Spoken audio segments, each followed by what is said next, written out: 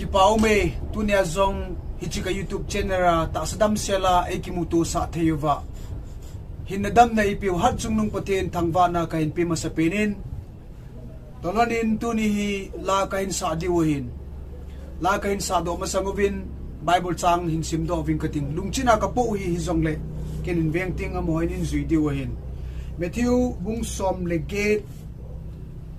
alin pin chu koi ham Chang khat hichipet hin seizuite Jesu henga ahungun wana lengama len penchu koi ham tin adongwe changni Jesun chapang khat akau lut in alai lunguwa adin sain chang thum di ta ka sei pe nei ve naki khel heluwa chapang ho to naba lovule wana lengama lut povin nate Sangli hiji chapang tibe a ki gela kineu sa ki ngai tom chanchu bana lengama alena pangding a hi changa chule kamina hitabang chapang kho sa chun keima eisan a hi Matthew kung som le ge chang khana pat chang nga ge lopina pa kai chang ta helang chule toy kyon ba chaila kan sa diwhin Siyong John Hungken inangay piun lang hitila kahin sa masanguvin hitsi chener hi isubi pau thangneo chener hin iho banga khu mulawahin hitsiyong hi subscribe anabol piun lang ana to sodun ti team na kahin nei masat ahi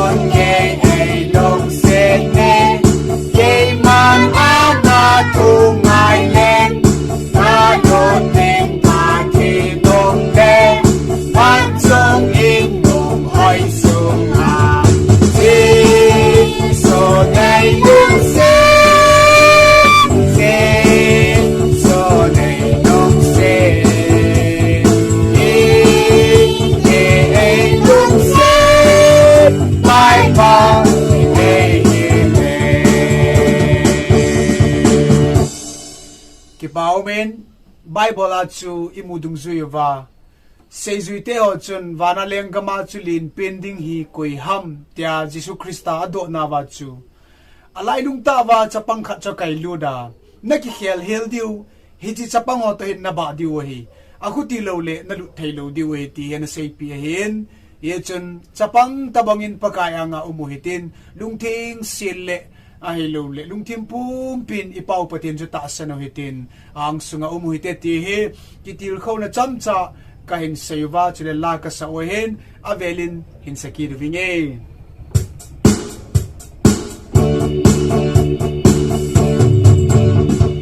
Jesun ei lungset kahei bai ban ling kei ei hin le cha bang hi a cha a hi Amahat sungong ahi Jesun ei lungset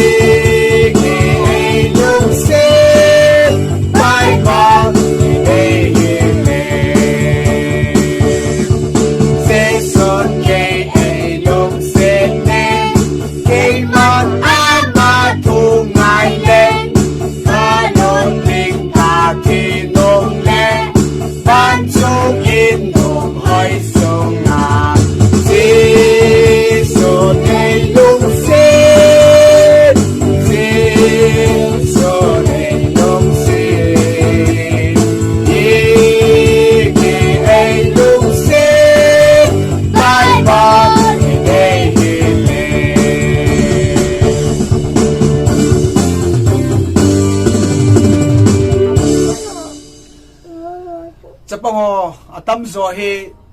jun suti hi diu hen he chi sunga hen inu ipate ho bible chang khatlani be